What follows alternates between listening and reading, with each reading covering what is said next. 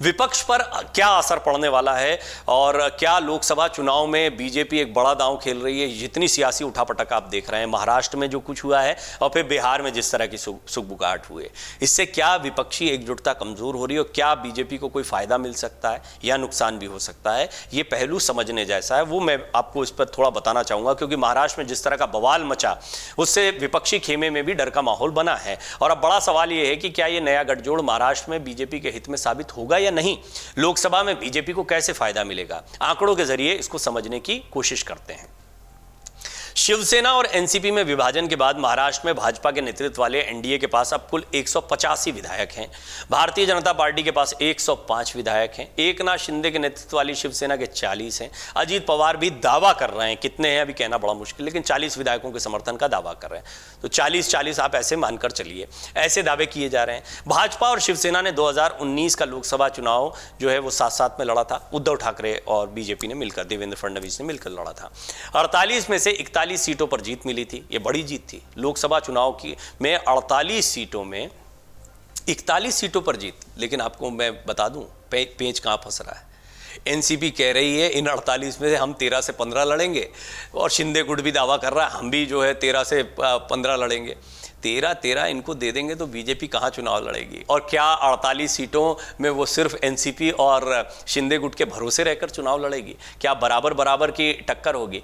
भाजपा 23 पर लड़ी थी पिछली बार, और शिवसेना, भाजपा ने 23 सीटें जीती थी और 18 सीटें जो हैं शिवसेना ने जीती थी। जो 41 सीटें जीती गई थी, लड़े तो ये लोग आपस में मिलजुल कर सीटों का बंटवारा जब हुआ था तो शिवसेना धीरे धीरे जो है बड़े भाई से छोटे भाई की भूमिका में आई, लेकिन लोकसभा चुनाव में उनकी अपनी दावेदारी रहती है। और कितना मजबूत गठबंधन था ये भी आप समझ सकते हैं। 48 में से 41 सीटें जीतना एक बहुत बड़ी जीत थी, वो भी महाराष्ट्र में। और 23 जो है बीजेपी की, 18 शिवसेना को भी मिली थी। तो आप प्रभाव भी समझ सकते हैं।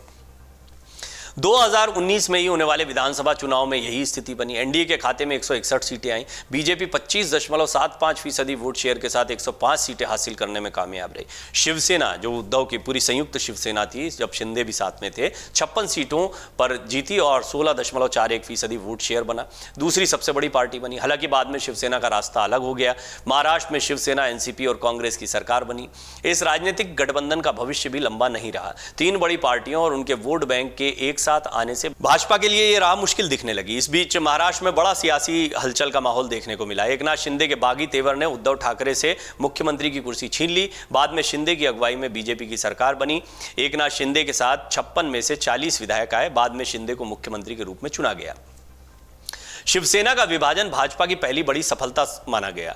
महाराष्ट्र में शिवसेना एक प्रमुख हिंदूवादी पार्टी है। चुनाव आयोग द्वारा विद्रोही गुट को पार्टी का नाम और चुनाव चिन्ह दिए जाने के बाद शिवसेना 2 भागों में विभाजित हो गई। शिवसेना को मुंबई और कोंकण क्षेत्रों में प्रभावशाली माना जाता है।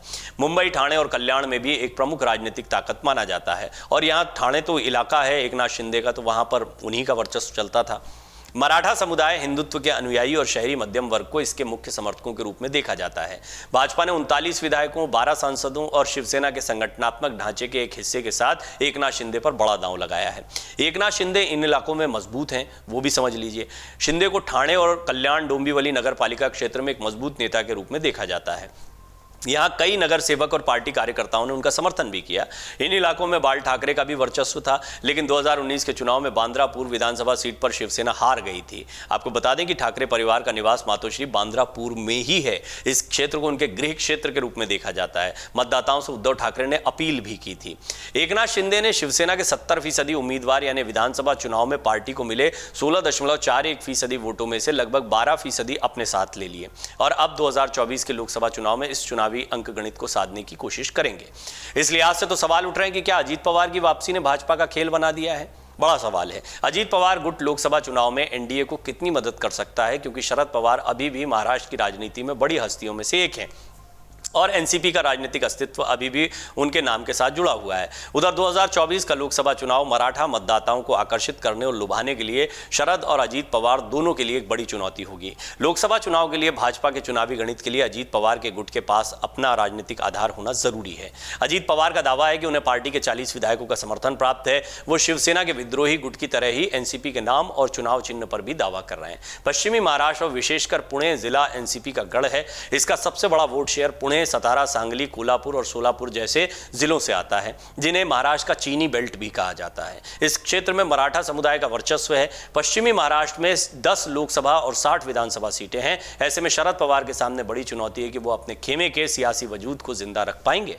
आपको बता दें, केवल 31 महीनों में एमवीए के पतन, भाजपा की ताकत को बढ़ना, भाजपा की ताकत का ये विपक्षी एकजुटता के लिए चिंता का विषय हो सकता है। लोकसभा चुनाव में ज्यादा समय नहीं बाकी है। राज्य में विपक्षी वोट बैंक पूरी तरह से डावाडोल हो गया, लेकिन देखिए दोनों तरफ बैठ सकता है, कुछ समझ कहा नहीं जा सकता है। शरद पवार का दावा है कि जनता के बीच अच्छा मैसेज नहीं जा रहा। उद्धव ठाकरे भी सहानुभूति वाले वोटों की बात कर चुके हैं। राज ठाकरे की नजदीकियों की बात भी कही जा रही है उद्धव ठाकरे से। क्या नया समीकरण बनेगा कहना मुश्किल है, लेकिन यह विपक्ष वैसा विपक्ष नहीं है जैसा पिछले चुनाव में था। यानी इतना आसान नहीं है कि बीजेपी और शिवसेना उतरे और 41 सीटों को जीतकर ले आए 48 में। इतना आसान इस बार का चुनाव नहीं होगा, क्योंकि यहाँ एनसीपी के सामने एनसीपी भी होगी, यहाँ शिवसेना के सामने शिवसेना भी होगी। कांग्रेस अपना दांव खेल ही रही है। बीजेपी कहां कहां कॉम्प्रोमाइज करेगी अपने इन दो घटक दलों के साथ, ये भी बड़ा सवाल रहेगा। महाराष्ट्र की राजनीति में विपक्ष का भविष्य भी जो है वो थोड़ा सा अंधकारमय हो गया इस टूट फूट के बाद में। इससे केवल भाजपा को मदद मिलने की उम्मीद तो है, और मतदाताओं को भी इस दुविधा का सामना करना पड़ सकता है कि चुनाव में किसका समर्थन किया जाए। आपको क्या लगता है, ये जितनी टूट फूट महाराष्ट्र की सियासत में हुई है, इससे बीजेपी का नुकसान होगा या फायदा? अपनी टिप्पणी जरूर करें। अमर उजाला अब आपके टीवी पर भी। अपने स्मार्ट टीवी पर यूट्यूब पर सर्च करें अमर उजाला, चैनल सब्सक्राइब करें और देखें ताजा खबरें, वो भी HD क्वालिटी में। और हाँ, बेल आइकन दबाना ना भूलें ताकि हर खबर हो आपके घर। अमर उजाला, निष्पक्ष, निर्भीक, निरंतर।